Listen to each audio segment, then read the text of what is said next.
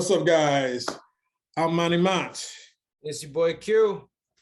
Hey, it's B Squared.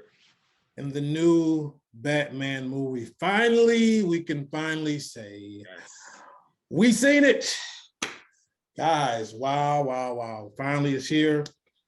We watched it. Early bird gets the worm, man. I know some of the casuals, y'all watching it tonight, but we're professionals, so we had to see it early. We had to be by it to get this out early, because there's a lot of content out there. So we want to make sure y'all check in with us as well. So you know how we do on our on We Seen It. We give you the ratings right from the jump. We give our ratings right from the jump. Out of 5 reels, halves count as always. What are we giving the new Batman from Matt Reaves, starring Robert Pattinson and Zoe and just the whole crew? What are we giving it, Johnny Q? What's your rating? 7.3. No, I'm sorry, 3.7. There you go. 3 points out of 5, so 3.7. Okay, all right. 3.7 reels out of 5. B Squared, what are you giving the new Batman?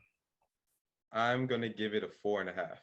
4.5. Okay, I'm going to go with a solid 4 reels for the new Batman. So quickly, again, I said it's written and directed by Matt Reaves, starring Robert Pattinson, Zoe Kravitz, Jeffrey Wright, Colin Farrell, Paul Dano, John Turturro, Andy Serkis, Peter Sarsgaard, a host of others. Huge cast, huge movie. Come on, it's a Batman movie. We already know it's not going to be 5 people in this. It's a host of many. And so let's get into it then. I'll tell you this. So before we get to kind of break down the plot and things like that, first of all, y'all, if you're watching us, yes, we're spoiling this. We're talking about Batman. So I don't know what y'all think. So there we go. But I'm going to say this. Immediately, I love the look of the movie. I love how it looked. It had they filmed in, I know they filmed in London, and they filmed, I'm missing, because, usually it's New York or Chicago, kind of a look where they film these movies. I know that's, Christopher Nolan, but they went to London, they went somewhere else, and they got some different shots, but I love how it looked. It reminded me kind of a Matrix-y kind of a look, very dark, subdued look. That's the first thing that stood out to me. What's the first thing, B Squared, I'll start with you. What's the first thing that kind of stood out for you, maybe in the first 10, 15 minutes of the movie? Before I start, just want to make sure everyone knows I came correct. You know what I'm saying? B Squared with the props to get, oh! You already know. Wow. Correct. B Squared coming strong again. All right. Yes, sir. Well, the first thing that caught my attention was definitely Gotham, how it looked. Like, it was very pleasing to me. Like, that's the kind of Gotham I was looking for. Very dark and very real. That's what I was looking for. Johnny Q, your first thing that kind of struck you. The first thing that struck me was, I would say, not the setting as in like the placement, but the time we were in. We were in the middle of a campaign election. That's what kind of like drew my attention. I was like, oh, okay, running for mayor. I was like, what does that have to do with anything? Power hungry people. That's what first drew me. And that's what Gotham's always been, a power hungry city. People always wanted to take everything for themselves. So that's what kind of drew me in. Yeah, that's a good point. You already could see there's some political things going on. You didn't really know. Now, again, I came in this pretty much cold, so I didn't even know like what time frame this Batman was in. We learned later it's only 2 years in of this particular Batman being Batman. So we start out, the mayor of the city, Don Mitchell, is going back and forth for his campaign with his opponent, and then you see somebody actually scoping out the house, and then it's obviously this little boy, and it's a Halloween thing, and you can see the little boy's in a costume with his father, and the father's the mayor. But you can see, and at that point, you don't know really. I don't think I knew who was actually scoping the house out at first. I didn't know if it was Batman. I didn't know who it was. And then you see the mayor's on the phone because he's watching the TV, and then you see just an amazing, right then and there. Once I saw how what we found out to be the Riddler is in the house, and he's just kind of watching the mayor go back, I was like, okay. Already though, that's like a Batman move to be hiding in the shadows. So Yeah. the fact that the Riddler did it, I was like, okay, yeah. That's the thing about it. Yeah, even though again we didn't know what Batman would be doing, blah blah blah. I was like, this has got to be the Riddler right here, and I was immediately pleased because if you remember what I don't know, we did so many shows, but one of the things I said is I want the villain to have some real gravitas. I want the villain to really capture me, and he immediately they don't waste time. I mean, Mr. Mayor turns around, the villain goes to business, the Riddler. You see the tape, which is kind of this callback, which will be mentioned as well. And then we're off and running. So let's get into this, guys. What did you think immediately of, okay, well, let me ask you this. What were your preconceived notions of the Riddler? Like, what did you think they was going to do? And then once you saw how he came correct, murking old boy immediately, how did you feel after that, Johnny Q? Okay, preconceived notions. I'm a comic book guy, so I've never really had like strong like gravitation towards the Riddler, right? Especially because his origin isn't great. You know, he just became he got fascinated with puzzles one day because he was as a kid because nobody liked him or whatever, right? I wasn't very strongly, so I didn't have a very strong like for him at the time, right? I mean, has great comic books with Batman, all that stuff, making Batman run around, that's cool, right? But I didn't know if the movie was gonna like draw me in for the Riddler because you know it's hard to master a comic book. But boy was I wrong. God. Oh, what was it? I think Mrs. Ronaldo said she was like, "Oh, I want to see Batman get whooped," but he didn't get physically whooped. Homeboy got mind whooped. Yeah, that was crazy. He really could not outthink the Riddler. So I like the way that they sweetly flipped the script on you. I totally agree. B squared. Well, he's the comic book guy, but I'm the video game movie nerd, you know? So before this movie even came out, I was like, oh, they're going to make the Riddler dark, like real dark. And okay. You knew that. Okay. He was less witty, you know, not so much of the jokes, except, you know, when he got caught and whatever. But I knew he was going to be dark, but I didn't know they were going to make him this dark, which I was so happy about. Like, he did riddles and such, but he did it in such crazy ways that it wasn't like any old classic Riddler. It was like modern, dark, and straight to the point, which I loved about it. See, and you know what? No, it's comment on that. I appreciate that too, because comic book Riddler would like, even when he got caught, like he would still be saying riddles. All right, that kind of almost got a little annoying as a young reader. So just for him to like kind of talk like a normal person, but still be psychotic, I appreciated that. Well, and I think, you know, again, the people that make these movies, they're not dumb. They know what the preconceived notions are. And I've never taken the Riddler serious because like the Joker is the Joker, but you know, the Joker hurt you, you know what I'm saying? But I never felt like the Riddler was really a threat. So I think Matt Reaves is like, we have to instantly let cats know that this guy is dangerous and he is not playing games. And so even the early messages and the videos of the Riddler, when you see it was very ominous. And I was like, oh, this guy he is scary, you know? So I love that. Like you say, B Squared, I was very excited that they did that. I didn't know if they were going to do that. I'm very glad they did. So it's a grisly crime scene. And the first thing we then see, I'm sorry. Let's go back because I think I'm messing up my timeline. Yeah, there's the murders first, and then there's like a cut scene to the subway and some vigilante guys, and they're roughing up this guy, and they got the face paint. Kind of seemed like a callback a little bit to the Joker guys from The Dark Knight because they had absolutely, you know. And so then we get the entrance. You know, we get the entrance, and the great part was they kept showing the bat signal in the sky and certain criminals being scared and all this and all that.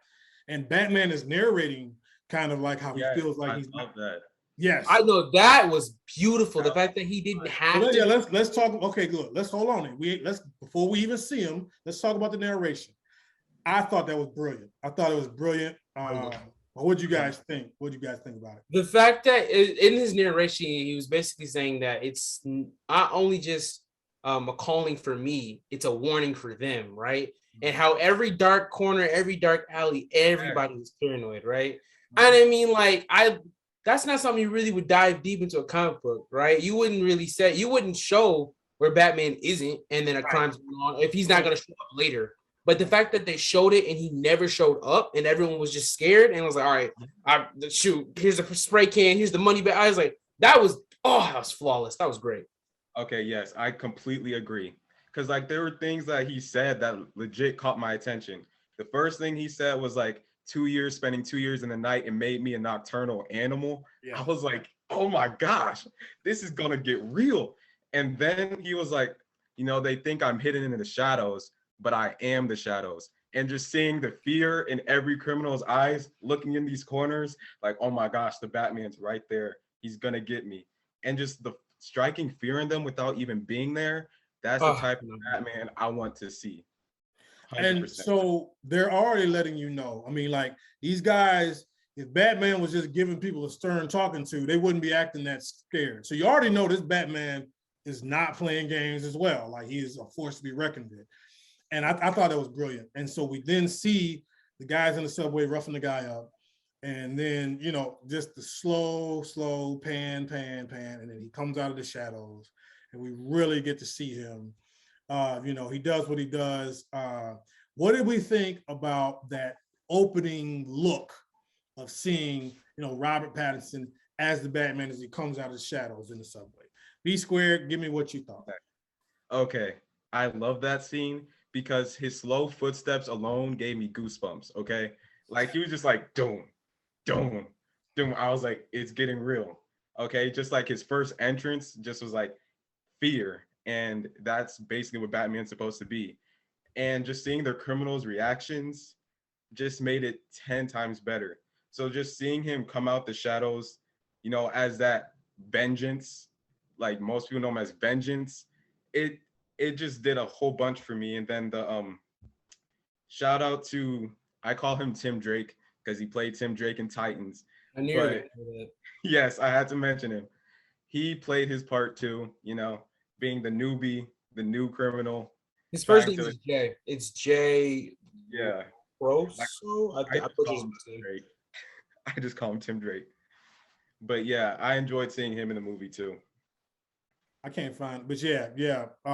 It's Jay something, Jay.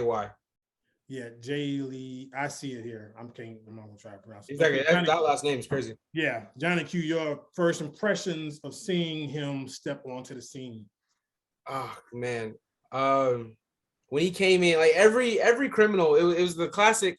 Every criminal underestimates some random guy in a suit, and then for that first beatdown was crazy. That one swing, and it was just, and like at one point you see that like he has him, but Robert Pattinson keeps going, and it's like that's Batman, right? And then everyone starts tagging along, joining in, and that fight literally made me feel like I was reading a comic book right there. Because you could just remember flipping through pages and it's just, somebody's nose is broken, or like he just flew somebody through the air.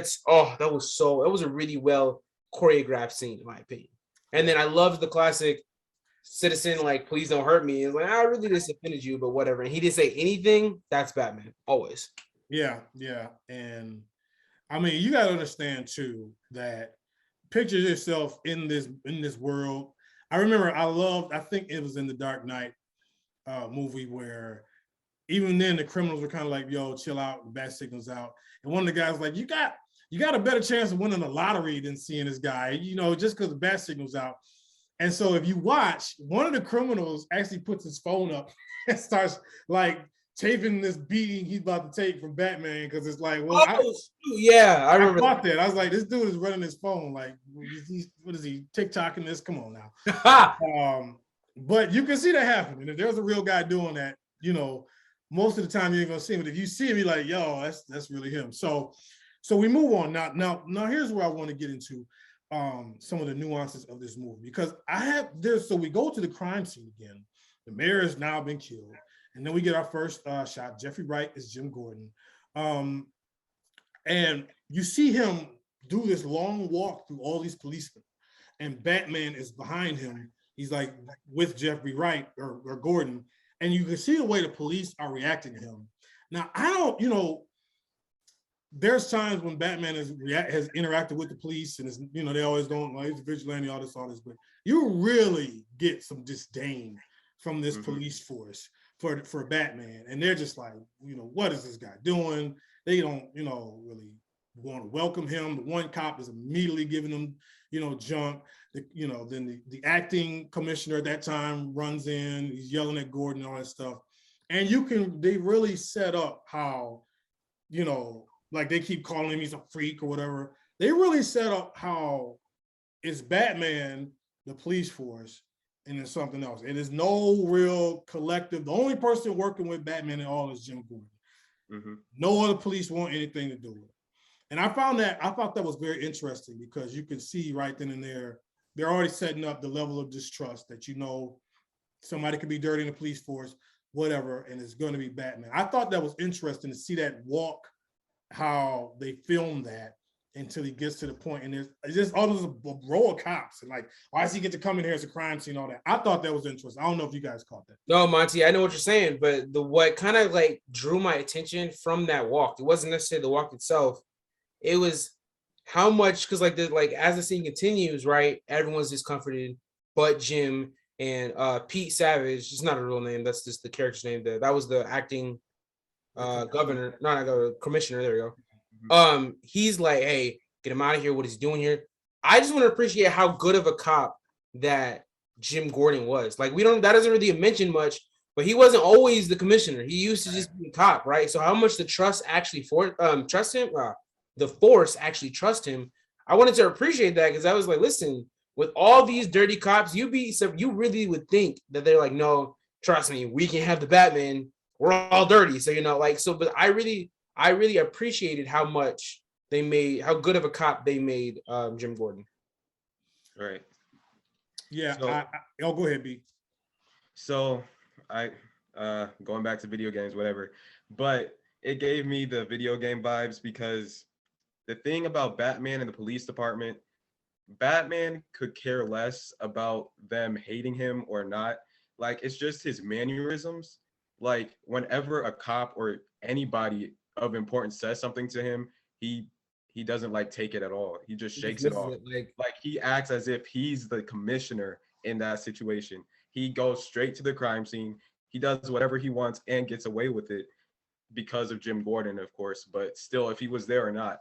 And I have to give credit to Jim Gordon too. Like, he was a really, really good cop. He went, of course, from cop to detective to commissioner. But that's what I appreciate about this movie. He never became the commissioner in this movie. I appreciate that because in The Dark Knight, right when Pete Savage died, he was immediately commissioner. Like, congratulations, I appreciated the whole time he stayed a lieutenant. I appreciate it. That's a good point. Exactly. He never did make commissioner in this.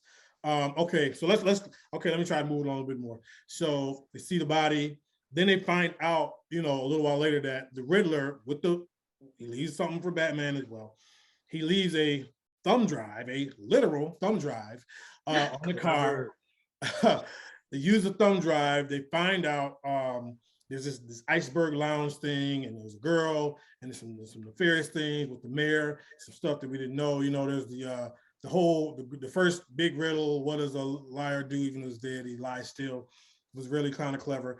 And so he goes there, he questions. So we get our first look at the Penguin, which I had no idea that was Colin Farrell. I know the actor. And that makeup transformation was crazy. I didn't even know that was him. I knew somebody was in there. I had no idea it was Colin Farrell. I was like, whoa, what? So we see the Penguin. And so we talked about villains. Me and B Squared thought very highly of the Gotham Penguin. Johnny Q is a big fan of the comic Penguin. What did we think about, and just not even first impression, just throughout this whole movie? What did we think about the Penguin? I'll start. I like the character. He's a little more gangster than otherworldly villain, kind of weird villain guy. You know, you've seen the Penguin be a couple of different things, you know, almost bird-like in some depictions. Other times I've seen him as a gangster in between. This guy was much more just gangster, as if Penguin was his nickname or whatever, something like that. I kind of wish he had some more just, you know, but otherwise, I mean, he was greasy, he was low life, you know, and every Batman movie needs that, you know what I mean? You need that, you know, and I was pretty pleased with it. B Squared, what did you think about Colin Farrell's Penguin in this movie? All right, you're gonna get tired of me saying this. You're gonna get really tired of me saying this, but I played the video games enough. I knew he was gonna say it. I just said, yeah, there it is. He gave me huge Arkham vibes. Like, basically, his character was more, like you said, kind of gangster mob boss type, but at the same time, he had his position. You know, he still was that guy. Everyone knew who he was, and everyone knew not to mess with him. And I also like the fact that, how do I put this? He kind of jokes a little bit, like he's confident in where he is, because, you know, we talked about the Gotham Penguin. You know, he had like very small beginnings to be where he is. And just to see in this movie, like where he is, like how high he is, how confident he is in himself, and just how much of a great villain he is, I think he nailed it. Like, he just gave me a whole Penguin like that I wanted in the movie. Johnny Q. I gotta disagree with you, only because I'm a comic dude, man. Okay, I will say I appreciate that, because like that's accurate. He did used to work for Falcone, but you know, then Falcone died, took over. I do appreciate how they showed him starting not from the bottom, but from lower position, because after a while he becomes the well-known mobster throughout all of Gotham. He takes the place of Falcone eventually. But I do have to say, I don't necessarily, nothing wrong with the actor. Colin did his thing. I'm not saying that. Colin did his thing, right? But the writing could have been so much better, right? Because one, Cobblepot is super smart, like extremely smart, and Batman has made reference to that. Robin has made reference to that. This dude is a genius. So the fact that he was just you know, mobster is great, but like this dude is really smart. He's a master in judo, in bare knuckle boxing. Like, he could have held his own with or without a gun. So it's like, you know, where was that umbrella? Where was the classic umbrella? I get what you're saying, because I felt that too. I was like, they kind of made him more bumbling. Yeah. Instead of conniving, you know. Okay, I'm about to say somebody, y'all gonna get, you know what I wish they would have did a little bit more of? Poured a little extra ingredient, pour some Kingpin into this. Okay, yes, I agree with you. Yeah, I wish they would have did that. Like, now the Kingpin was ominous, and you know, this guy again, it's like this guy would have worked for the Kingpin. He wouldn't have been you know, but that was a choice. So there's a lot to get to. I feel you, Johnny Q. It's like just because, as we know, move on throughout the end of this movie, the door is left open. There's another movie we will see Penguin again, because he's, you know, we already saw kind of a passing of the torch there. Okay, so anyway, moving on. Batman goes, he talks to the Penguin, there's a young waitress there, kind of catches his eye. He can see something's amiss, and here he is. Looks like this is our fourth member coming in here. It's kind of ominous there, and stuff like that. And so we're just like, okay. And she leads him to that. Welcome, sir. Shinobi's in the building. Shinobi's in the building. We're getting it going already. We're not even 1/8 through the movie. That's how long this movie is. You got a long way to go, so you haven't missed very much. Okay, but very quick before we go on, sir, let's recap for you. Out of 5 reels, we start with our ratings first. What would you give this Batman out of 5 reels, half reels count? Johnny Q actually gave it a 3.7, which we've never had before. What would you give it? Out of 5, I'm gonna give it a strong 4. Strong 4, which is what I gave it as well. Which is what I gave it as well. So far, to catch up, we have talked about our first impressions, like your first 10 minutes of the movie, sir. Give us your quick impression. Just anything struck out to you All right. first 10 minutes? All right. You know, for anyone who's ever been in like a physical altercation before, you ever been like punched in the face, like in the dead of night, and then like a military grade flashlight just flashes into your eyes? All the time. That's how I was for the first like hour and a half of this movie. Just disoriented for the like, oh my god, like where are we? Why is it so dark? Why are my eyes are bleeding? They got me. Listen, I won't spoil what happened, but they got me with one shot. I'm like, oh god. No. This is spoilers, bro. What? Give our spoiler warning so you can spoil it away. Oh, okay, all right. I ain't never been more afraid of the Riddler. Hey, come on, speak on it. That opening. Okay, that opening was like, oh, this is terrifying. The way Yes. that they use the dark in this movie as a horror element was sick. They literally just had like a slow zoom in of an empty hallway. It had me nervous. Very impressive on their part. Disorienting though, for sure. Okay. Yo, no, to comment on like Shinobi's thing, that's what I like. Your whole life, you get taught, hey, don't be afraid of the dark. But you really can't. A full-grown adult can say that they've ever mastered like the fear of the dark, because it's the fear of the unknown to go somewhere unless not know what it is. Unless you are Bane and was born in the dark. Yeah. Yeah. Okay, so we're catching back up. Okay, so we've gone through. And quickly, give us your thoughts because we just talked about it. Your thoughts on the Penguin. We gave our thoughts on the Penguin. We'll just give us your thoughts in the movie, Captain. Okay. There were two over-the-top mobster impressions. He had the slightly better, less over-the-top mobster impression out of the two over-the-top mobster impressions. That's my thought. Yeah. I said that I didn't. Me and Johnny Q kind of didn't like that he wasn't. We wish he was a little more conniving, a little more smart. Oh, he's just a guy. Yeah. I wanted Problem. Penguin's not just a guy. Yeah, I wanted more Kingpin type of vibes, but I didn't get that here. But okay. All right, so we got him caught up. He sees Selina. He follows Selina to the house.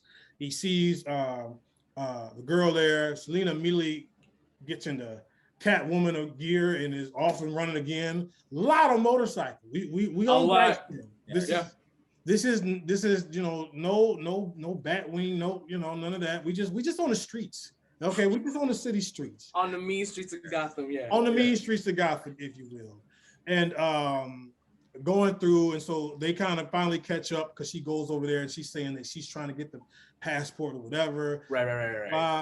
And so then they go back to talk to the girl. So my thing is, my first thing about the movie, why would you leave her, Catwoman? Oh, gosh, like, bro, you know who you dealing with. You know that I was like, is she gonna leave old girl? And then Batman leaves with her. Y'all just gonna leave the most vulnerable witness together. Every movie has come. So we got to talk about. Every movie has some of these things. I don't know. Did y'all catch that? I was like, oh, bro. It didn't really hit me, to be honest, until that was some poor decision making. Maybe one of them should have stayed. I just felt like it's not like a Batman move. Like he would have had like some camera, something there to watch her and like alarm trip, something, but that didn't happen. I was really disappointed in that. But again, this is year 2, so he's not really like. No, good point. Maybe he doesn't have the art of surveillance totally mastered down. So the Riddler makes another move. He takes the commissioner and then leaves another note. And again, at this point in the movie, this ominous Riddler, like I don't know what this brother could do. He has got me shook because I'm like, this is a wild boy out here. Yeah. And then so Batman, Catwoman kind of work together. He puts the contact lenses in so she can see, and she's going through the 40 Below Club, which is a club within the club, getting information on guys.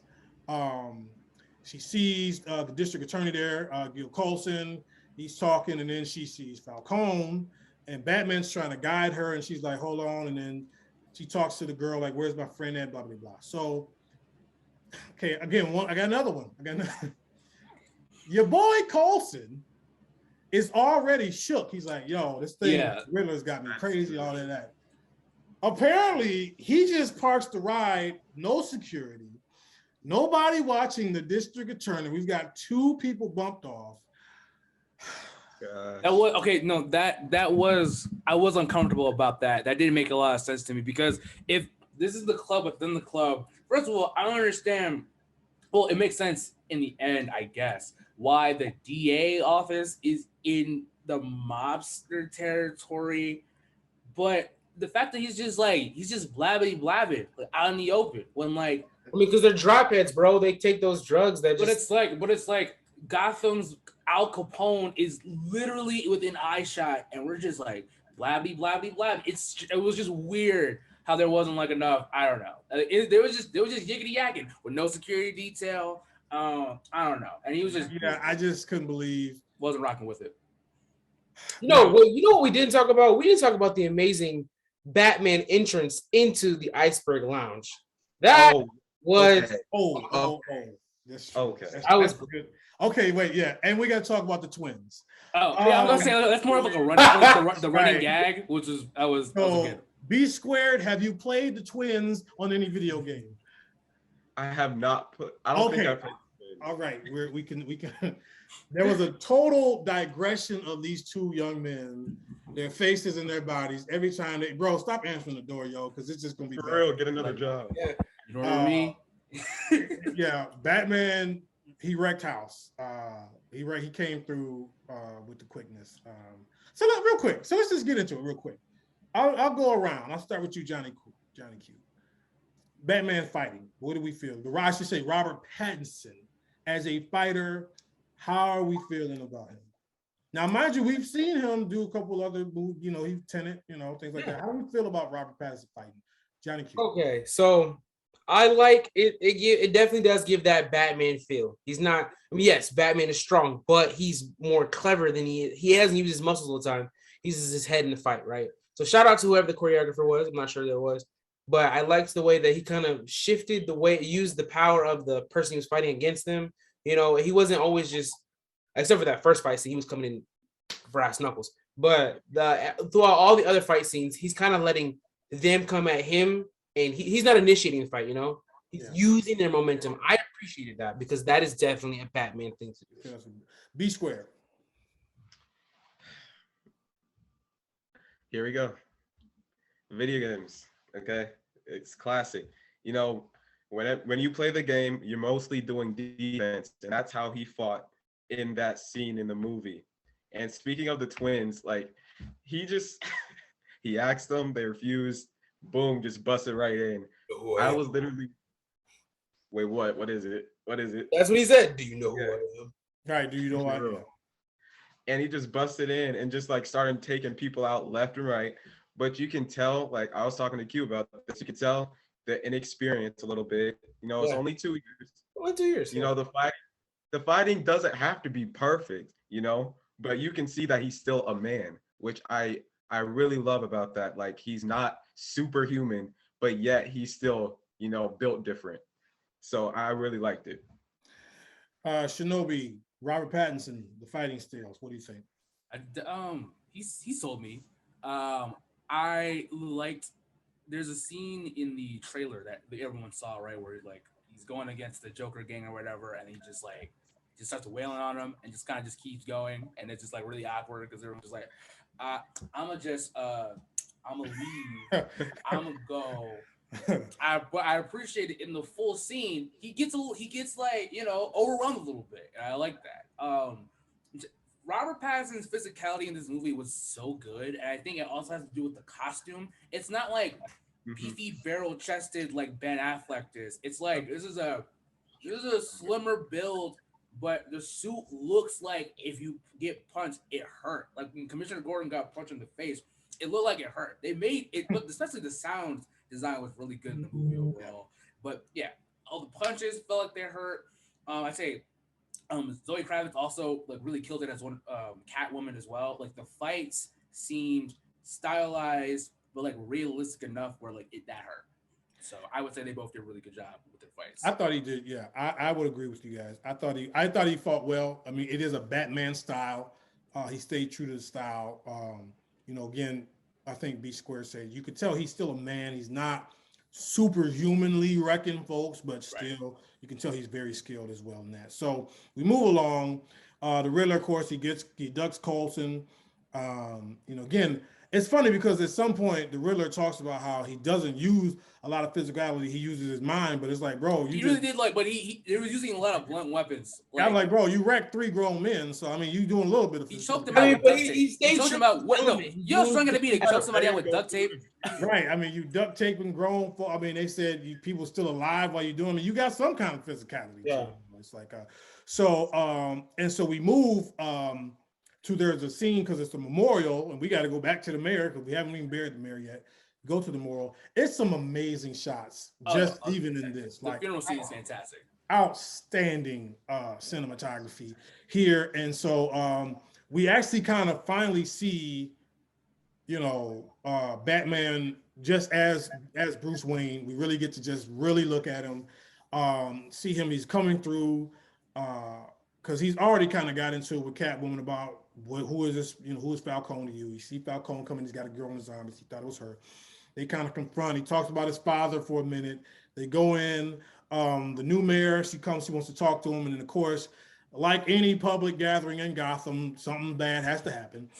And so Coulson comes barreling through in his car. He's got a bomb around him. And there's just a great shot where, every gun is trained on the car when the car comes.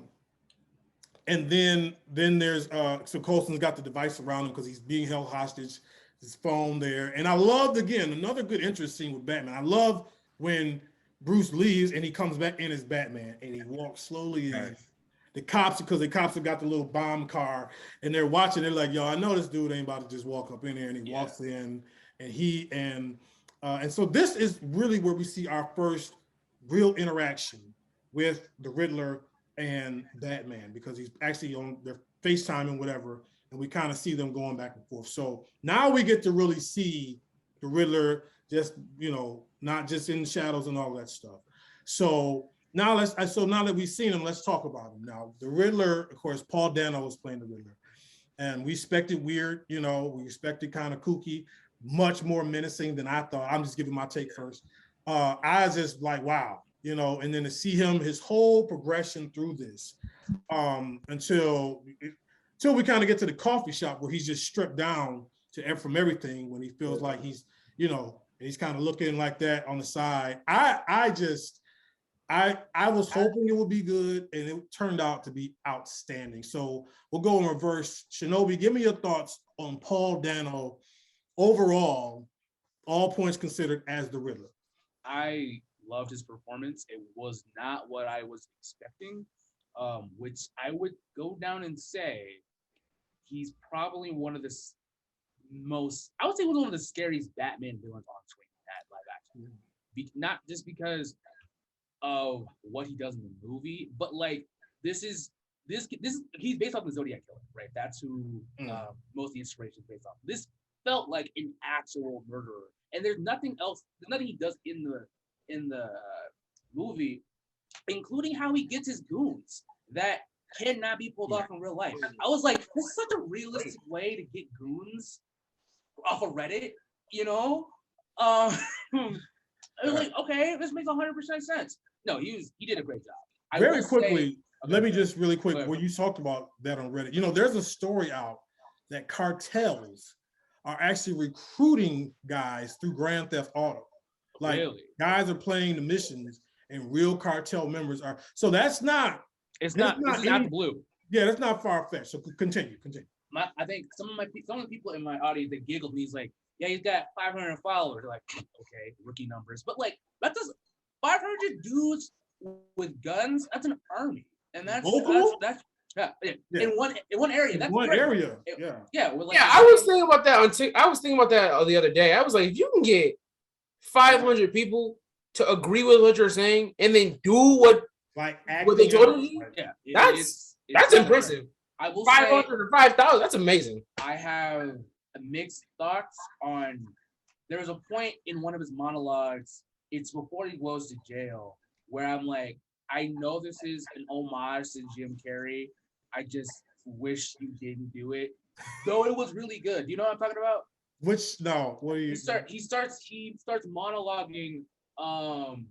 It's when they find the live stream of him in his apartment, and he's just like monologuing, and he just starts flying off the rails. I'm like, if you're doing a Jim Carrey, because Jim Carrey was the Riddler, right? Right. I'm like, it felt like he was doing a Jim Carrey homage in that one, because he just started doing the whole Jim Carrey isms. Oh yeah, I remember. Yeah, he did kind of get unhinged. I was like, if you're doing a Jim Carrey homage, that's cool. And you're threatening enough where anything you do is kind of threatening. So overall, I say you did a great job. Definitely spooky me a little bit. So yeah. B Squared, your thoughts on Paul Dano as the Riddler? I also think he did an amazing job playing that role because like it didn't meet my expectations. It like exceeded it because, like I said earlier, I was like, hey, it's going to be a little bit darker, but it went way deeper, way darker, which I very much enjoyed. But something I noticed that the Riddler was doing, like he has so many different facets to him. He wasn't just, the witty guy. He was like a serial killer mixed with like a hacker. And like, he was just like an all-around type villain. And I just loved like in each instance where he had riddles, especially with the commissioner, well, the ex-commissioner, when he was going back and forth, asking him the 3 questions. He could really care less if the guy died. He was also testing Batman at the same time. So it's like, what's the answer to this riddle? Batman answers. What's the answer to this one? Back and forth, back and forth. And I just love like how he had like a layered plan. He got in everyone's head, and not just Batman's. He did get in Batman's head, of course, but he got in everyone's head. And about the followers, I didn't even like when they zoomed in on the chat talking about, don't forget this, get this. I was like, wait a second. Like he got all these people, and it was just such an ingenious way to get his own people without having to go and get his own people. All right, very good point. Like he's locked up, even been locked up, but he knew the plan. Can I just say really quick aside? Batman, pretty good at riddles. Like he never really struggled with one riddle. Yeah, no, he like was not one where instantaneously. That was not every riddle. Like I hate riddles. Like I'm not good at riddles. Batman just batting 1,000 on riddles. Like not. And some of them like are like I've seen him in other Batman movies and stuff or TV shows where I'm like, okay, I got a few of them right, but I'm like, it's not because I'm good at riddles, because I've heard these. You just heard them, yeah. Before we get to Johnny Q, I want to say something on B Squared. You were right. I heard somebody else talk about this. This was like, Heath Ledger's Joker kind of in the same way killed people leading up to but it felt like a villain was on the loose. This felt like a serial killer was on the loose, like terror. It was a totally different vibe, just the way this guy carried himself. It wasn't like, oh, it's another villain for Gotham. This is like, this is a serial killer. What are we gonna do about this? In Gotham. Yeah, in Gotham. Johnny Q, your thoughts on Paul Dano as the Riddler? As the Riddler, just the character alone, I liked how good of a leader he was. Like, it's one thing if you tell people what to do and they do it begrudgingly, but he got in jail. He got people not only to work together, but work together well. To meet up at one place, you meet up with complete strangers. You have no idea if they're gonna kill you. He got people to work together so well. And the best part about a villain is when what they're saying isn't wrong. So he was just begging for Gotham to stop being corrupt. Gotham was eating itself, and he just wanted it to be a clean city, and it just wasn't. So I liked the way that was amazing. And what I really liked about that bomb scene was one of the riddles Batman answered. It was, he's asking like how much money did it take you to pay it off, right? What was the bribe, right? He answered eventually, and Batman was like, which specific cases did you get, like, were you bribed on? And he was like, hey, he didn't ask that. Come on. And then the Riddler moved to the next question, right? An immature villain would be like, no, answer the question, which ones? And I might take the bomb off. But no, he wanted to stick to his plan. He wanted to make sure everything happened just the way it's supposed to happen. So he didn't even ask him which cases it was. He said, no, who cares? You're not going to answer the last one. I'm going to blow your head off. He knew that. He knew he was going to answer that last question of who the rat was. So I really appreciate the maturity of the Riddler and not getting so caught up in your mission that you end up ruining your entire plan. And I was gonna say this later in the episode, but I heard it in the end of the movie.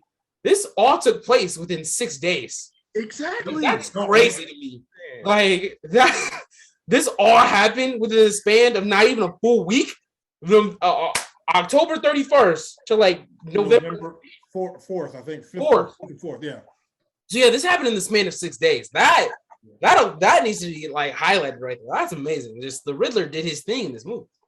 Very well. I love to, just as a side, like I remember, if you remember, like in The Dark Knight Rises, you know, Bane is working with Dagger and he's using his construction crews to, you know, I love when like villains are working the system, you know, like, you know, this Riddler is just online with some sort of insane chat room thing going on. Just like, yeah, just, you know, using my local dial-up modem here just to, you know, I love when, you know, sometimes we can just use spells and all that. But when you guys are just using the resources around them, and you know, like I love the Riddler says, he's like, look, or the Joker says, look what I did with some gasoline.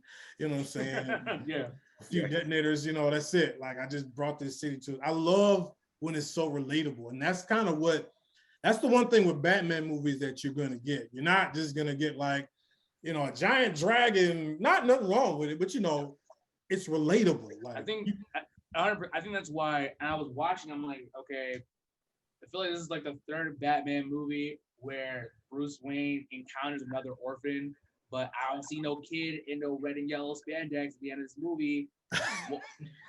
And I think it's because I'm young. He's 28. I think it's too young. I think DC feels like if we put a Robin in a Batman movie, then it'll take away the edge of these Batman ones. Is it really realistic that an 8-year-old can like beat up, you know, 7 foot tall running man? I was waiting for it. He had a whole kid, orphan, and like I'm waiting for him to give him the R, you know, and put on the suit. I feel like it's why we're never gonna see Poison Ivy in a Batman movie. We're never gonna see Mr. Freeze. We're never gonna see who's a goofier villain? I don't know. Two-Face. No, we've got Two-Face before. Because Two-Face works. Two-Face is a corrupt politician. You're not gonna see Clayface in a. I mean, or like they got Killer Croc. My point is that the more colorful villains have never matched these aesthetics before, and yeah, I don't know where I was going with that, but just like it's like it's not as relatable as like the Riddler to be an actual person. Another thing I want to point out, and we can get back on track. I like how no one is like as smart as everyone's giving credit for. Like everyone is kind of either so specialized that they're dumb. And I knew that because I figured out the entire like plot of the story in the middle of the movie. But I'm like, that can't be it. That can't be it. That's not possible. That can't be it. It's well, wait. So you figured out with the flooding and all that stuff? Not the flooding. The flooding I feel like was like, oh, the movie's over. Let's put the most Batman situation ever. I rigged the oil supply, right? Right. But in terms of like the Riddler being one of the orphans from the renewal fund, I see. That got messed up, and then when all that money went to the corrupt politicians and back into Bruce Wayne's pocket, he was a direct result of the orphan. I cracked that in the middle of the movie, but I then disregarded it. I'm like, that can't be it. Because there has to be a bigger story here. And there wasn't. Batman doesn't know how to speak Spanish, apparently. He's really man, that part, like I don't know, because the pain was like El Rate. I was like, bro. Okay, wait. So time out. Hold on. Cause I gotta say this. Great performance, of course, but are we sure Jim Gordon is a great comic? No. Dang, I was Jim not. Gordon, like, I was not rocking with Gordon this whole movie. Batman had to hold his hand through Jim Gordon didn't know nothing. Like the smoothest thing he did was get punched in the face with those keys. The smoothest thing he did was like, I gotta get you out of here. Like he did. I was like, bro, this dude Jim Gordon don't know nothing, man. He was just this entire movie. He is just a lieutenant. We have to remember that. Yeah, no. Apparently. Like he just when I remember like thinking like did Jim Gordon really he was like it's like if they say if you take if you watch the first Raiders of the Lost Ark with Indiana Jones, Yeah. if you take Indiana Jones Jones out out of of it, everything still happens. everything still happens anyway. Everything still Like, happens without Jim after you Gordon. find the Ark and all that stuff. It's like if you take Jim Gordon out of it, It's still still pretty much everything's gonna happen how it happened. Like Jim Gordon's whole function in the movie is like the cops like, hey, you believe this guy? You're gonna let this That is so 7 foot tall guy and give him so coming here. He's like, he's with me. His whole purpose is he's with me. And that look, that was That's it. only- Batman's passport to get Exactly. Batman was the plus one. Batman was the plus Jim one. Gordon was invited to the party. Batman was the plus one. He definitely was. I mean, again, Jeffrey Wright is an outstanding actor. Not that I had a problem with the performance. I just was thinking like, man, Jim Gordon ain't doing a dog on not one. Hey, wait, he did one thing. He just pulled the mayor out, but that's about it. He didn't even do that right because he said, asked him, "God." hey, you gotta come with us. No, nobody ever does anything in the city. So I'm gonna be the first black woman to do I it. knew Like, what? No, okay, yeah, but real quick, Jim Gordon, you cannot let her get on that stage. He really did. Let her go. Like, he just let. That's what I'm saying. We clearly see he is not commissioner ready. Yeah, He's not ready yet. He's not. Not yet. Like they stormed an event that was specifically for her, and she thought it was a good idea to come out in the open with a clear shot. And then a surprise when she got shot. I was not and that's what I mean. No, I don't appreciate if she didn't die. No offense to her. But how are you gonna look up? No, that should have been blasted the brain. and that's my kind of point. Everyone in this movie is kind of very smart but very dumb. I think we're getting ahead of ourselves here, but even like the Riddler solves his own life story riddle, and then it's like, nah, that can't be it. Bruce Wayne. You see Robert Pattinson about to pee his pants, and he's like, nah, that can't be it. That can't be it. You know Bruce Wayne? Have you met him, Batman? You know, you would hate him too. You would like. Now, okay, so let's transition now because that goes to another key part of this as well. Bruce is still, it's 2 years. Yeah, he's been Batman. He's still kind of struggling. First of all, shout out to my man, Alfred Pennyworth. We did not see Martha Wayne's pearls. Oh wow! Yes, sir. No, wait. I was gonna story on that because listen, you've been saying that all Bat Week, man. I've been saying that. They were dangling it. They was like, yes, and Martha, we gave you Thomas Wayne's cufflinks instead. Right, the cuff. I was like, fam, if y'all go back and show these, Lord. I was gonna because they kept referencing it, but I liked it. They switched up the story a little bit. We didn't get. I like that. I feel like Matt Reaves is like, just let me shoot a look. No. Just one pearl. Give me 15 seconds. Like I can't. No, put my hands. At least one gunshot. Right. So he's dealing with that.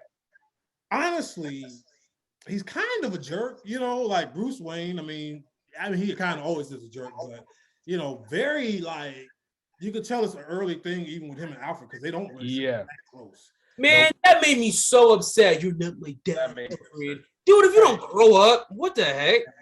Wait, I listened to the Midnight Boys, and they're like, bro, Bruce Wayne is such a jerk. Alfred, half his face is blown off. He's laying in the hospital. You lied to me. He almost pulled a Two-Face himself. Yeah. He's like, as soon as he comes to consciousness, talking to him crazy. Talking like this.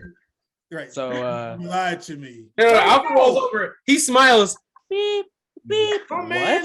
Beep. He took a bomb for you. Calm down. Yes. Did we forget about that? Like skip that. You lied. Yeah, like you lied to me. I was like, okay, this dude is. Can we? How about hello? How are you? Hello. My name is. Would you like something to drink?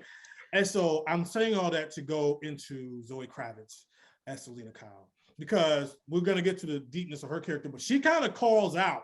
Yeah. When she talks about the people that the Riddler, she's like, yeah, this guy. She's like the Waynes. You know what I'm saying? He's rich.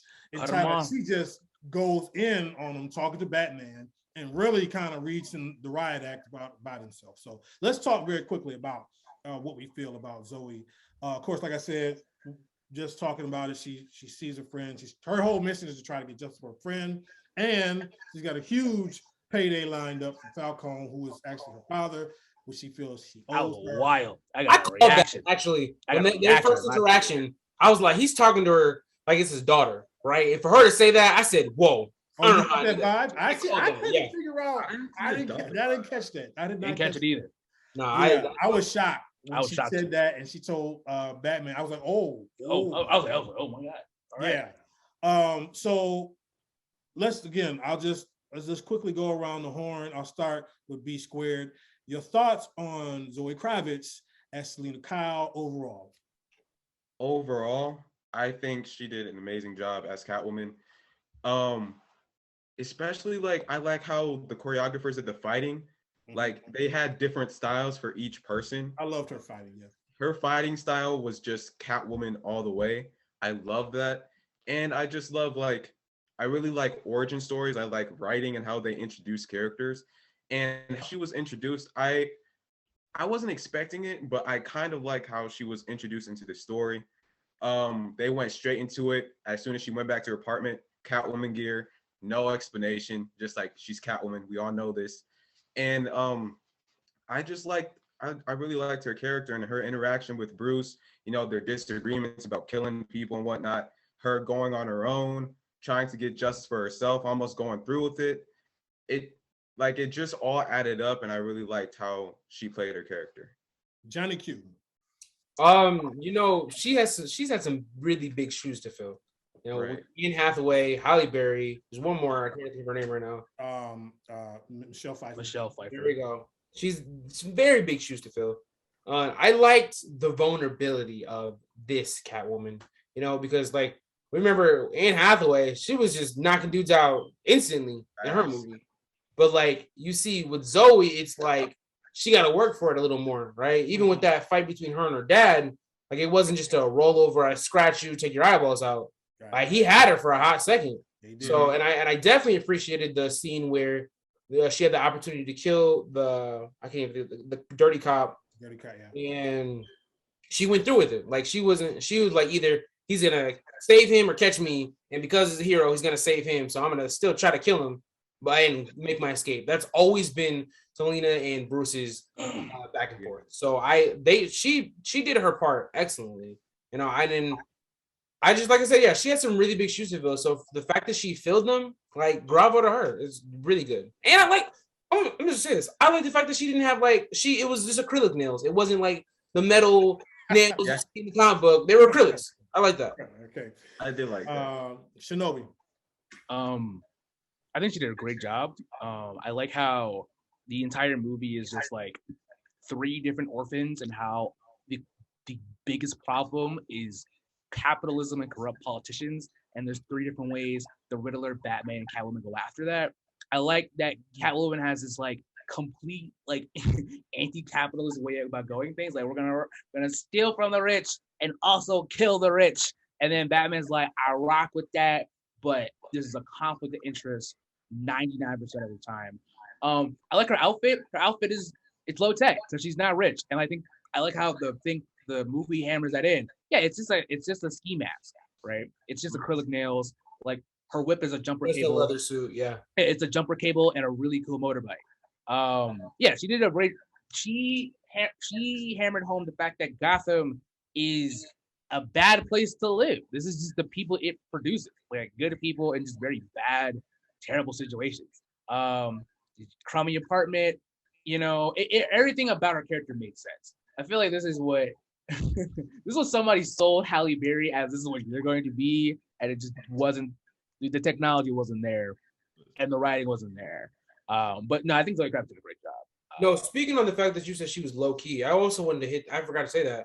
She wasn't your comic book Selina. She always wanted to steal something, the rubies, the diamonds, the gems, all that stuff. She was super down to earth. She just wanted to protect her friend. Yeah, steal some money from her dad, because that's what he owes her. All that child support he missed out on.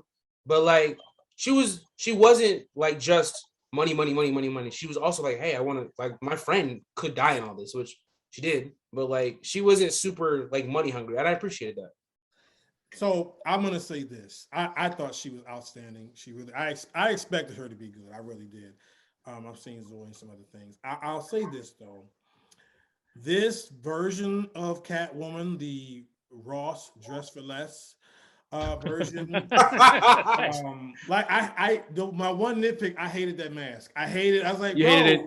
I can see like it's barely. I can see you. Man, she's a waitress. What is she supposed to get?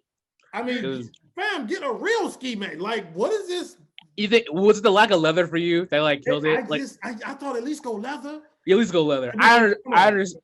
Like, I get it. should not be able to go to any local Target and get exactly what you are wearing. I did not like that. Other than that, I rocked heavily with her. Like I said, her fighting style, and again, even just physically, Zoe is probably the smallest Catwoman because I mean she's very very petite, you know, as opposed to like Anne Hathaway and things like that. She did share like with Anne Hathaway. It was this desire to somehow get out of this city. Like if you remember, even Anne Hathaway at some point in The Dark Knight, you know, Rise was like, let's go, let's roll out. And her thing was, let me get my payday. I'm in this crummy apartment, not too long. I'm gonna wait for this drop, get this drug money, and I'm out of here. And that's what she did. But thought she held it well. Now, speaking of getting the money from the drop, that is a scene that has one of the most. Let's just talk about it. The car chase. Yeah. Oh my god! Wow. Oh, So Selina is going. You know, Batman's got the Penguin on the surveillance. They about to go through some things. Selina shows up, and he's like, "Oh, some things got complicated." She's there just to steal his money. Things get a little complicated, get a little wild. And the Penguin is he's wise to what goes on. And then we go through this car chase. First of all, guys, just give me quickly the Batmobile. Like I thought that mug was. This is the toughest Batmobile we've ever got. Yeah. We don't need the tumbler. We don't need Morgan Freeman. Listen, so cool. We don't need it. Simplicity. That's what made it great. You put a rocket in a Dodge Charger and call it a day. There we go. And we're okay with that. Yo, that's all it was. That thing was crazy. I loved it. But I'll say this: that's one of now, guys, I'm old, so I can say that's one of the finest shot car chases I've seen. I mean, I thought that was outstanding. I was talking. Any thoughts? Just blur them out if you have any thoughts on the car chase. I'll go first. You go first. Yes, I put my Batman cap on. Yeah. All right. So, first off, it was just the fear of the whole chase. Like, Penguin was out of his mind scared. Like, he was scared. And just the camera angles on the road, all the cars in the way, like, it wasn't an easy, stereotypical movie car chase. It was a legit, difficult car chase. He had to keep swerving and maneuvering. And just like in the part where the fire blew up, Penguin thought he was home free, just cruising, about to get a payday or whatever. And then he just comes out of the fire all slow. And then like as he's walking towards him, that was my favorite part right there, because you can really see what Batman does to people. You can just see in Penguin's eyes that he was like, oh, nah, it's over. There's no point. And I just love the entire scene and can watch it a bunch of times. Or anybody else? Go ahead. It was sick. I'm like, I feel like Vin Diesel is now just punching the air right now, honestly. I don't. It's just because it was on that scale of like ridiculousness, but it was so intense that like, I was never taken out of it. Even when like all the cars conveniently like crashed into each other to make a ramp for Batman to jump out of, I wasn't even mad about it. I was like, this is just the dopest thing ever. This is amazing. Like, okay. Did anyone realize he was driving in the opposite lane, like on the freeway? Dude. Me and Square talked about B Square talking about I had so much anxiety. It was just the fact that he didn't crash up until that point, but was driving as fast as he was. The car chase was amazing. I will say that. Yeah, that was my thoughts on it. Just 10 out of 10. They were waiting to shoot that for sure. From the entire scene, like, because like we were in the beginning of the movie, not the beginning, like near the beginning of the movie, we got a tease of the Batmobile. It was all there was tarp over it, whatever. We got a tease of it, right? And because of that scene specifically, I did not think we were gonna see it. I was like, dang, we might just really stick to this motorcycle. which I didn't have the transition. I'm just gonna say this now. I don't have the transition from his regular motorcycle to his bat motorcycle. We saw it at the end. His bat motorcycle has two little, like, ew, it's gross. Anyways, the way they introduced that car, it was just like they saw Penguin jumping in, and then you just heard his loud engine rev, and we all looked like, oh shoot, like that was clean. And yes, me and B Square talked about it after the movie. Yes. Drive in the opposite lane and have a car come for you is some of the scariest stuff just ever. I had to do it once for a split second just to get over to the next lane, and it scared it's horrifying. So for them to do that and to not get hit once, to swerve around perfectly, that car chase scene was beautiful. And like B said, you see him being horrified. Like, this dude is on my tail. How on earth do I get out of this? Right. So Penguin to slam on the brakes, saying, all right, if I slam on my brakes, the guy behind me is gonna slam on his truck's gonna tumble over, the trunk right there is gonna tumble over. Ain't no way he's touching me. And then for him just to turn on the rocket and just fly up, like it's a classic Batman thing, to rise from the ashes like a phoenix. I love that. And the way his car flips, man. Listen, I heard Preacher Lawson told a joke about car flips. He's like, man, who's counting car flips? I counted them car flips, man. That was like 6 tumbles. I was like, dang. Oh, that's so well. No, I got it. Let me give you props, because first of all, the debut of the car. I loved how it's like Matt Reaves is like, bro, we're not just gonna have the Batmobile. Like, we're gonna really, that's movie making right there. Like this, that's, it's like you can watch like LeBron. LeBron will just hit a shot that you just like, bro, that's just a professional. Steph Curry just pull up, like, that's a professional. That unveiling of the Batmobile scene, that's just a professional classic scene. I mean, I was like, oh, we about to go here with it. Okay. And we was off to the races. That in and of itself, we had to talk about that. That car chase scene was just unbelievable. So kind of wrapping up the movie now. And speaking real quick, we talked about the door scene. I heard also, I think this was Van Lathan. He said Batman, there was 3 different people kind of that came to the door. Batman came to the door at one point. Bruce Wayne came to the door of the club at one point. And then they both kind of came to the door at the end at one point, because he was Bruce Wayne, but then he was sneaking through the shadows. I thought that was very interesting too. It was kind of like a full digression of who he was. And they're searching out the rat and all that. And real quick too, I again, John Turturro as Falcone was outstanding, menacing, everything you want. Classic, great casting in this movie overall too as well. The penultimate scene, Catwoman confronts her dad, Batman's there, and then we think we're done because the Riddler gives himself up real nice, real just sitting for a cup of coffee. It's kind of like, okay, and then we get our quote unquote, where are they scene in the interrogation. And it's, somebody said it, where the Riddler, he's almost, I love that scene because, the Bruce Wayne, but he's almost kind of hurt that Batman didn't figure everything out. He's like, you're not as smart. Yeah. He was just like, bro, the plan was for you to figure this out. You were not as smart as I thought you were. Realize what, and I love, like, let me just take a left turn real quick. The city of Gotham, for these villains, they're not trying to just destroy the city to destroy the city. What they hold this city in, like, I gotta cleanse this city, right. The Joker, I'm gonna give this town a better class of criminals. You know what I'm saying? Or, Bane wanted to just tear it down and give it back to the people. It's like they have a vision. Gotham means something to these villains. That's why they stay. So they say, and they're like, why can't you, Batman, see what I'm trying to do? It's like, we can talk about, let's not get into Thanos, but so I thought that was such great acting by Paul Dano, because you could see like the disappointment, like, oh, he was hurt by the system, by the system. That, like, he's like, are you not with me in sync? So what did we think as they wrapped it up? You don't have to worry about the flooding thing. We get to that, but wrapping it up in that kind of like last scene, what did we think of that? Let's see. We'll start with Johnny Q. Wrapping it up. I mean, this is the very bitter end, but I appreciated the way the movie kind of ended in that, or that the scene kind of ended.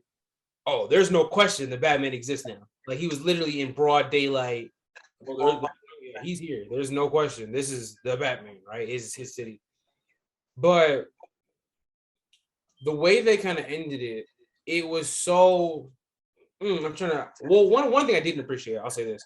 I did not appreciate how he didn't kind of piece during his video. He didn't piece together what the Reddit entry said, like what gauge, what rifle. Now I will say, at the beginning, the first thing I read was what kind of gauge, and I was like, I talking about guns, and this dude just started his video, like what? And then they flash back, and it's like that was great. But I didn't appreciate how he didn't kind of piece that together quicker, because I mean there was no way to stop the bombs, right?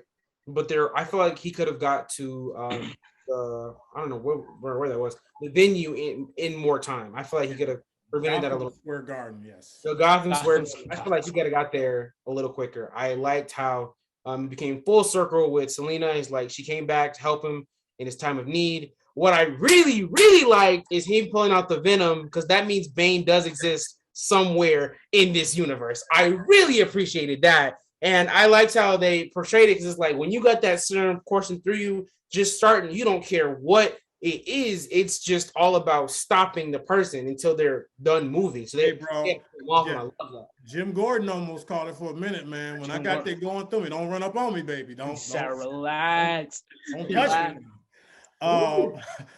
me. B squared, your thoughts. All right, let's see. Where should I begin? Okay.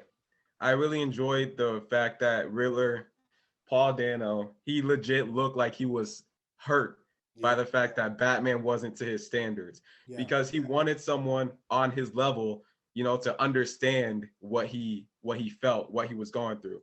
But again, the bombing and whatnot, the fact that he needed the police officers' help is kind of iffy. I kind of liked it, kind of didn't, but we move on. I feel like he could have caught scalpel thing with the rug. Yeah, I didn't like that either. You're right. Yeah. And the fact that he didn't catch on to the messages, you can still see the inexperience, But the ending, I really enjoyed it, because you can see like he's becoming a hero to people, not just the scary man in the dark that people fear or like see in their nightmares. He's actually becoming a hero. And one thing I have a question about, how he was up there hanging and Catwoman made her way up there and Gordon was trying to make his way up there, but like I don't know, with Gordon going up there, I just didn't really feel like it was necessary. It was just like the lapse of time and everything. I don't know, that was just me, but it was just nice seeing Bruce, come out of the shadows in a sense. Again with the Venom, that was legit one of my favorite parts when he pulled that out. I was like, oh gosh, they're doing this for real. And you could see the look in his eyes that he was a different person. When he was taking that guy out, it was one mind, take this guy out. Nothing else matters. And I just like, especially, I know we're going to talk about the flood, but when he was leading the people through the water, I just thought that was an excellent scene. That was a beautiful shot. I love that. It was a beautiful shot. Beautiful shot. They didn't trust him at first, but they trusted him in like the most dire situation to help them, lead them out of it. So I really enjoyed it. Shinobi. We're talking about the end, or kind of like wrapping it up. Okay. Yeah. I appreciate the fact that Batman is not the world's greatest detective at this moment, and he's not. And he isn't. No. The Penguin verbally says it, because when I think of Batman, I think, oh, this guy knows the 13 languages, he's traveled across the world, he knows every style of martial arts. And then they kind of say in the movie, Alfred taught him how to fight. He clearly doesn't know a lot of Spanish, and he's so rich that he doesn't even realize how rugs are tucked into the floor. Yes. Right. And I think that's the part of his character. He's only 28. Yeah. He's only 28 years old. I'm like, oh, this is just a millennial who's like putting on a bat suit for the first time, and all the resources. I thought the tech of the movie was sick. I love the contact lenses as a Yes. thing.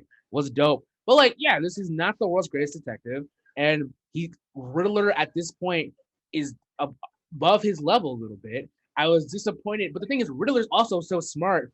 He doesn't realize he already cracked the fact that Bruce Wayne is Batman. He has all the pieces right there and figured it out, but was like, "There's no way. You're for the people. I'm for the people. We'll be for the people together." I love that scene entirely. I love that the camera was turned inverted, like it was facing the wall, because I thought it was gonna be like the mass takeoff moment. And the fact that it wasn't was way too close for Bruce Wayne's comfort. I'm not a fan of the end of it because it just feels like a comic book plot. Like, I rigged the water supply, Batman. It was this total mustache moment, right? It's like we gotta no, and that's fine because the entire 2/3 of the movie is a neo-noir crime scene. This is Seven. This is the Zodiac Killer. This is like that's what that just happens. It's like there's no super villains. It's just the mob and corrupt politicians in a Batman movie. Also, and I'll say that this is my favorite part about the movie. My jaw dropped when the reporter was like spilling all the beans on like their whole family history. Oh my gosh, we You didn't. know, I love that Yes. because it explains everyone. You know, people talk about is Batman psychotic? Is Batman on the spectrum? Is Batman how deranged is he? Yeah, and now it makes a lot of sense. If his mother has severe mental health issues, and then he witnesses this traumatic experience, this totally makes sense. Like you produce a psychopath like that. Well, okay, and hold on. Let's talk about this real quick. So everybody goes to Arkham. Yeah. Is Batman getting a cut? Yeah, his mother's maiden name. So, is Arkham. when they say that He's Batman is not the getting when they say that something. Bruce Wayne is the Prince of Gotham, they mean it. If Thomas Yes. Wayne owns a hospital and is like and ran for Owns the mayor Arkham Asylum. and ran for mayor, and his mother's family owns Arkham Asylum and they married together, that is the richest person in Gotham. Batman is Gotham. Wait a minute. So He's definitely benefiting from putting people in Arkham Asylum. hey, bro. This is And passive, being in the this is a hospital. passive income. It's like privatized prisons. You know, Yeah. I couldn't What? believe it. I mean, he didn't know. To be fair, he didn't know either. To be He fair, didn't know, he didn't but know either. That was a great plot twist. Like you say, you know, the end was kind of a mustache twirl moment, but that was great. Like That I was was like, oh my. You know, when they just kind of gave all that exposition, and you know how real quick. I know they on another podcast they call this unanswerable questions, but real quick, yes or no? Just give me a yes or no. Johnny Q, Shinobi, and then B Square. Yes or no? Did Thomas Wayne really think Falcone was just gonna put a little scare in that reporter and not do anything else? Just give me a yes or no, Johnny Q. The question was, did he Remember, think? because Alfred was like, "Oh, he didn't really know. Your father didn't know Falcone was gonna actually do something to him like that. He didn't know that." Yes, I think he. No. There's no way he didn't know he was gonna kill him. There's no way. Right, come on. Okay, you say no, Shinobi. Of course not. Of course, he okay. knew, bro. Of course not. B Squared. Nah. Come on, man. You dealing with the most gangsterous dude in this. Y'all city. met. He had a hole in his chest when y'all He- first met. You know he was a shotter. Hospital. He You was knew on he- your dining room He table, knew he was a stepper when they Hello. met. Come on, man. and you can't tell me he just saw a wounded man and was like, "Oh my gosh, he has a hole in his chest. I have to help him. It's my responsibility." Yeah, no. You I- threatened him that if he didn't help him in that moment, you were gonna kill him. So he I screwed want- up that chest. Oh, I hear No none of that. Way. There's no way, man. I mean, maybe Alfred was right. Maybe he really did care about his wife's I mean, image. Maybe. Alfred's too close. Alfred's gonna. Yeah, Nah. he's biased. Too close. He's just gonna say the good thing. Very But much. come on, Al. Come on, Al. You know better than that, man. What? Okay. Also, why they do it so dirty with like they didn't tell us that one event happened for the other one. He's like, Dory, where's Alfred? Oh, I wish you called 3 hours ago. Dude, that was I felt crazy. so disrespected. I was like, this happened 3 hours ago. Hey, You thought- Dory, like you ain't got an emergency contact number? Dory, dude? Dory. He said, "I've been trying to reach you for hours, on Mr. the Reed. Something Something dial-up terrible cell has phone. already happened." Like stuff is on fire out here. Like we can't call this dude. And No that's why way. Batman only has Alfred. He has not hired any more help. Oh, because man. Oh, I forgot your house blew up. My bad. That's just like, oh my bad. I'm like, no, but the fire department is in the house. Like, hello, yeah, the fire's in there. Anyway, Right, like cats is running through here. Like, okay. But real quick too, because Shinobi brought up a good point. And this goes to my Dark Knight thing. If we didn't have the flood thing, would you have been all right? I would have been all right. We could have ended things. If they would have stopped, it's just like when you think about the last 15, 20 minutes of the Dark Knight, the tugboat scene and all that, like, to me, you could have cut it off before that. I didn't need that, like, I was just like, fine, if y'all want to do that for an extra twist, but I don't know. Maybe I'm wrong. You felt, be square what you think. Do we need it? I don't know. I honestly don't know. I like the flood scene because it showed community. That's the thing. It showed like he was the knight of Gotham, But without it, I don't think it would have made much of a difference, really. Like he's still that guy. Yeah. He's still. I think he's. But I would definitely keep the flood scene in though, because it just shows who he is, really, who he's becoming. So I'll keep it in. Johnny Q. I gotta disagree. I feel like it was essential. Essential is a strong word. I feel like it was neat. Nope, that it had to be there because it shows he's no longer vengeance. He's the hero this city deserves. That's what he is. I mean, they literally the end shows the helicopter catching him with the flare. You know what? I agree with you on that. Is that I feel like it was good for him. Yeah. I don't trust Gotham's relationship with Batman. No. So for me, I'm like, bro, they're gonna turn on you again. So this is just a good feeling for now. But for him, and we got to keep remembering, keep saying this is a young Batman. This is a 2 years into the game Batman. I think for him, it was cathartic. So you know what? I will agree with that. Shinobi. Maybe it's a good way of putting it. It was good for Bruce, but I mean, everyone as an audience member, we kind of didn't need it. It was just kind of like, but wait. What if we rigged the water supply and now we're flooded? It was a mustache twiddler, type of moment. We didn't need it. I mean, or go big or go home. But it's just like I don't know. I wasn't with it. Yeah, but for him, I think it was good. So before we go, guys, we haven't talked about it yet. Robert Pattinson as a whole. Now, this is a long legacy that he is picking up. Of course, Adam West. We go way back. Adam West. We're talking about on-screen live characters. Adam West, of course, Michael Keaton, Val Kilmer, George Clooney.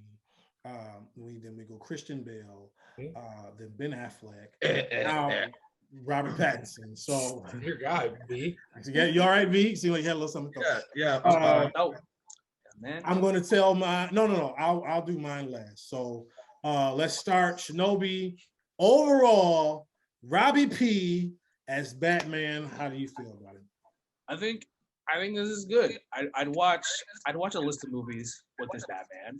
This is a good. This Batman's got things to learn, but this Batman he's got all. This is what I said when I walked up the theater.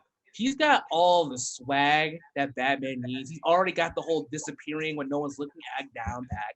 He just needs the on-the-job training. Because he's not gonna get the drop on him ever again. After going toe-to-toe with the Riddler, the discount Joker in Cell 2B ain't got a chance. You know what I'm saying? Which we didn't even get into. But that's neither here nor there.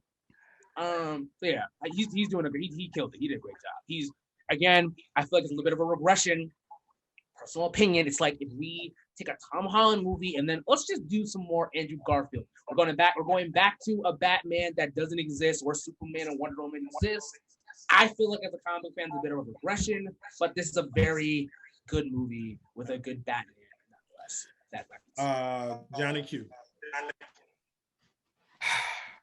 I mean, Robert Pattinson in and of himself. I mean, he's a great actor, right? I mean, he played Edward Cullen for like 11 years straight.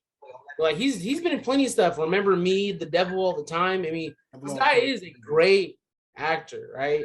And we kept saying that he's a young Batman, so it's kind of hard to put him against these legends who's played him, because all these other Batman were playing the Batman after like 10 years, like the world's greatest detective movie. Like, shoot, that one scene where he jumped off the building, he's never had to do that. That's why he had that crash landing and almost He was died. so goofy because he was hurt. I almost had to walk it off. Well, I mean, walk that off. That was great. I don't know. So like, I wouldn't say he did bad. I mean, no, he did great for the role. For the role he was playing, the inexperienced, immature Batman who had daddy issues with Alfred, and like he did good for who and what he was playing. So I personally appreciated that. B squared. Ah. All right. Yes. Yes. I feel like he was the whole package of a Batman, because based on, to be a good Batman, you have to like master the mannerisms, the little things that Batman does, like how he acts, how he talks, how he interacts with people. Like he was talking to the cops like he ruled the room, and he didn't even have to speak. Like that Oh my gosh, I loved that scene. That type of Assaulted stuff. one cop. Actually, you got assaulted with 3 cops. Exactly. He was like, I'm the man right here. Also, even as Bruce Wayne, people have said like there wasn't enough Bruce Wayne, but you can tell that was Bruce Wayne 2 years after, because he wasn't as jolly. He wasn't being, the playboy philanthropist. He was still like grieving, or just like being like recluse, still in that anti-social mode, just like focused on the cause. He was like all into being Batman. So when he was not Batman, he was Bruce thinking about Batman. So I really enjoyed that. And I feel like we should start a petition to remove Ben Affleck from being Batman, please. God. Because I feel like I don't like him as Batman. Let it go. But we move. Got the Snyder cut. Okay, I'm gonna say this. This might be a little controversial. But it's like this. In the cowl, out of the cowl.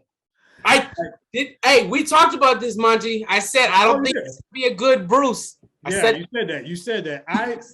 I put like this. I'm very high on him as Batman. Like I thought he was, his presence, the brooding, he was everything. But when he would be Bruce Wayne, it was just seasoning. Something Like a seasoning with it. It was a lack of seasoning. And put it like this. I mean, it's funny as to say this, to watch Christian Bale by The Dark Knight Rises. That's the 3rd movie. He's 3 movies of doing this character. Or we see Michael Keaton 2 movies in, or even, careful, B squared, 2 movies of Ben Affleck. But it's his first time playing it. But it was just something that I couldn't quite, as Bruce Wayne, like I loved, for whatever some people think about it, I loved Christian Bale, his chemistry with Michael Caine as Alfred. And I didn't really get that with Andy Serkis. And I know we didn't get a whole lot of Alfred anyway, but he left me a little lacking as Bruce Wayne, but he was very good as Batman. So that's my take on it. So, man, guys, real quick, somebody hit on it. We just see the discount Joker. So I don't know. I wasn't really. That was the dude from Eternals, the mind control dude.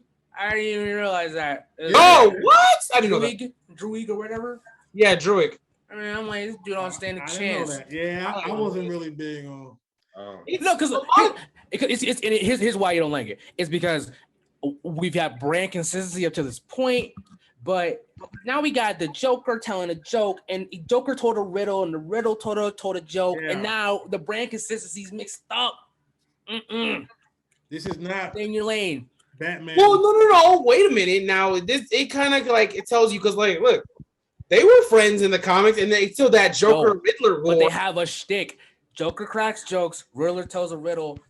Joker told a riddle, and then it wasn't it. It wasn't it. It wasn't really. Yeah. Maybe there was a lot of like off-brand things in this movie. Like, shoot, the fact that he only had 1 batarang, that got on my everlasting. He said, "Yeah." Like, what?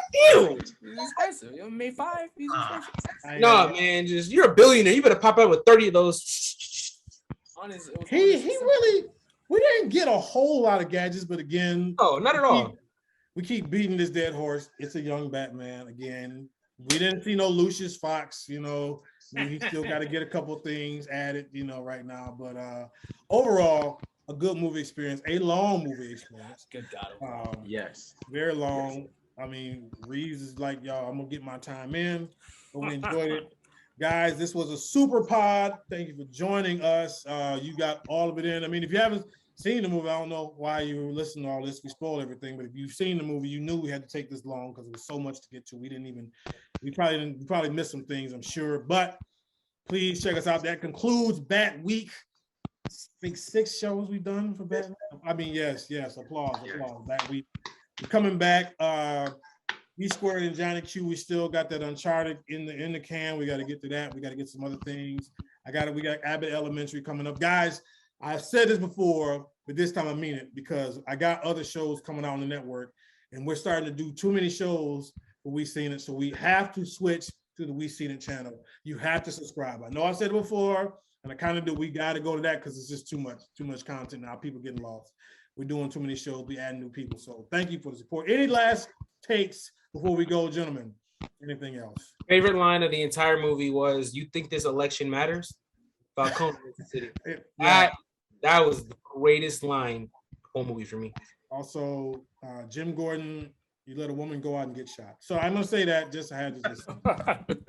Mine's gonna be shout out to all the powerful Black women in this movie. Shout out, yes. Yeah, shout out. Y'all was doing y'all thing. The doctor, Catwoman. That's right. I'm the doctor. The doctor. Hey, yo, he got 5 months to live, big homie. Oh, my bad. I forgot about the doctor. Yeah. But yes, she was. Bella Real was the mayor. That's right. Bella Real was real. So check us out. Of course. One more question for everybody. Do you think the movie could have still been as good or bad as it was if it was shorter? Oh, you could have cut some stuff out. Absolutely. You could have trimmed some fat. You could have trimmed some fat. But you know, basically, I don't think there is a director's cut because this was a director's cut right here. This is as long as it could be. So, all right, guys, check us out. Mighty Sharp Network. We've seen it. Thank you to the crew, everybody that came on all week. Appreciate you guys very much. You know what to do. Be blessed. Stay sharp.